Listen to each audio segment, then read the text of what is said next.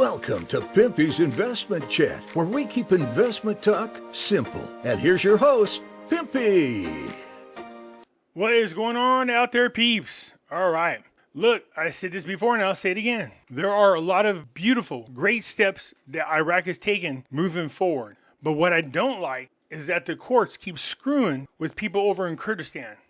And it causes tension between Kurdistan and Baghdad. When the courts first said that they don't recognize that Kurdistan had the right to extract their own oil and sell it, and that they wanted Baghdad to take over the oil fields over there in Kurdistan. And I remember Halabasi with Talabani coming out saying, like hell, this is one thing we will fight for. And we're talking about Kurdistan versus Iraq. Now, Kurdistan is part of Iraq, but understand that when ISIS came there, they separated, and Kurdistan became their own people. And they've been their own government and their own people since then. And now you have the courts intervening again by failing to recognize and respect the politicians of Kurdistan. So let's get into this, shall we? So here you have it. Halabasi's party resigns from all ministerial positions and announces a boycott of the parliament. This is not good. So the party he represents issued 4 decisions in response to the federal Supreme Court's decision to terminate Halabasi's membership in the Iraqi parliament, requiring a boycott of state administration sessions, the resignation of the ministers of planning, industry, and cultural, and the resignation of the party's deputies from the presidency of the parliamentary committees, in addition to a boycott of the session, parliament by representatives. This isn't going to go over very smoothly, considering that, well, when it comes to Kurdistan, the United States are big fans of who they are. Washington renews a sanctions exemption, allowing Iraq to pay money to Iran. So we already know that Iraq has been supplying a lot of energy, especially electricity, to Iraq. So when Iraq started establishing their own generators, somebody was mysteriously blowing them up. Go figure. My guess is it has to be Iran, so that Iraq is constantly relying on them for electricity. Anyways, in order for this to happen, the Washington has to give Iraq exemptions so that Iran can continue doing business with them when it comes to electricity. The decision to dismiss Halabasi was issued due to a forgery, and the judiciary must be protected. This is interesting. So, a representative of one of the political blocs over there in Kurdistan said that on Tuesday, forgery is the reason for the dismissal of Halabasi, while stressing the importance of the judiciary remaining immune from accusations. Al-Badwadi said in a televised interview, and followed by the news, the prelude to the event was Halabasi disputes from the Sunni forces, and his dismissal was due to forging an official document. Halabasi has been in crisis since the beginning of his life and made mistakes, and he has alienated the figures who were advising him from those around him, stressing that the judiciary must remain immune from accusations. The Constitutional Court has legitimacy and immunity. We must not cross the red lines against the judiciary, stressing that the merits of Halabasi's case are clear and did not surprise Halabasi. I don't know about that. Halabasi seems pretty stubborn. Like I said, when it came to the oil, it was Talabani and Halabasi who said they would fight like hell against Baghdad for those rights. The agreement with the federal exonerates exchange companies from the rise in the dollar exchange.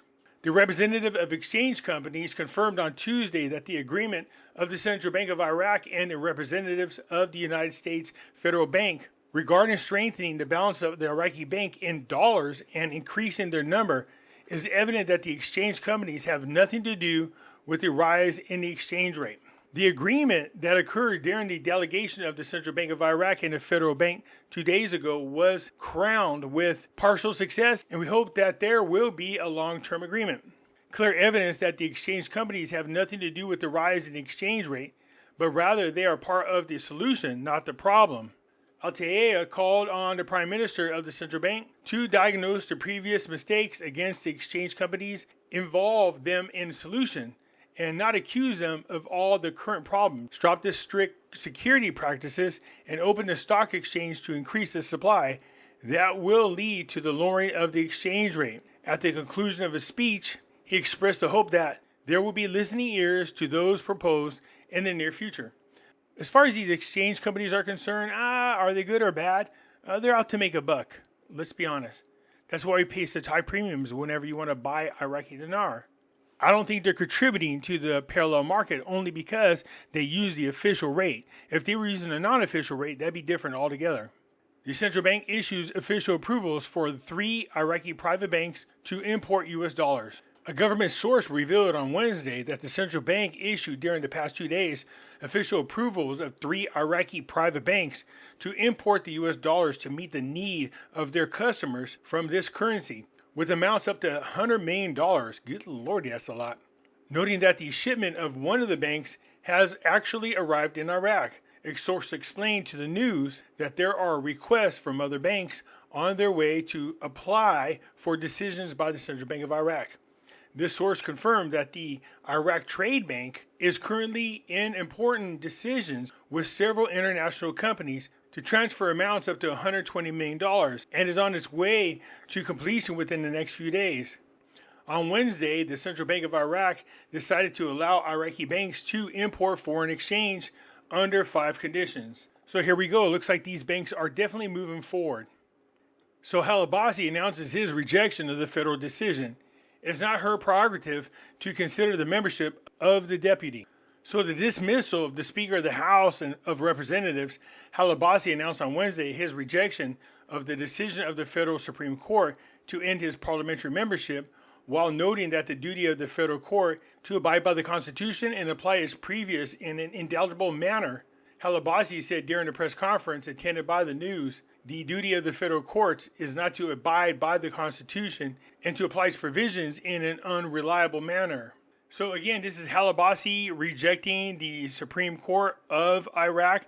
What the Supreme Court is trying to do is minimize, if not erase altogether, the position of the Kurdistan people.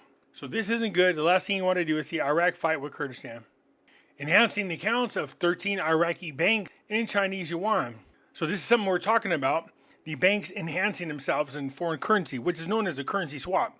If you're going to do international trade, you have to hold the other country's currency. So again, this is still a big step for Iraq. Baghdad, an authorized source in the Central Bank of Iraq, revealed today, Wednesday, the strengthening of the accounts of 13 banks in Chinese yuan, calling on merchants and importers to secure their imports through the official roads. The source told the official agency the number of banks whose accounts were strengthening in the Chinese currency, the yuan, reached 13. We knew this is coming. The more that the Iraqi banks could do business with other countries, this is only going to allow the economy of Iraq to grow. So when you start to see them strengthening their banks and foreign currencies, it's 2 ways. A lot of yuan goes into Iraq to do business, but also a lot of Iraqi dinars goes to China. A new agreement between Baghdad and Ankara to deal in the euro. So not only do you got the yuan going, but they also have the euro. This isn't new to us. We knew this was coming. An authorized source in the Central Bank of Iraq revealed today, Wednesday, the central bank's agreement with Turkish banks to open accounts for Iraqi banks with the aim of enhancing external transfers in the euro currency. So there you have it. This is all tied into the announcement that Iraq was going to be doing the import of foreign currencies. So they're definitely moving forward, which is good news. Iraq officially wins membership in the Executive Council of UNESCO at its 42nd session in Paris. So UNESCO has to do a lot with education, promoting education, and heritage preservation. So it's nice and all, but it doesn't have a whole lot to do with whether or not the economy is going to be good in Iraq. So screwing around with Kurdistan is not cool, in my opinion. I'm not so sure that it's not going to be a major issue for Iraq later down the line. But the fact that the banks are moving forward and doing currency swaps, that's big for Iraq. Anyways, that's it for now. You guys let me know what you think. I'll catch you later. I'm out.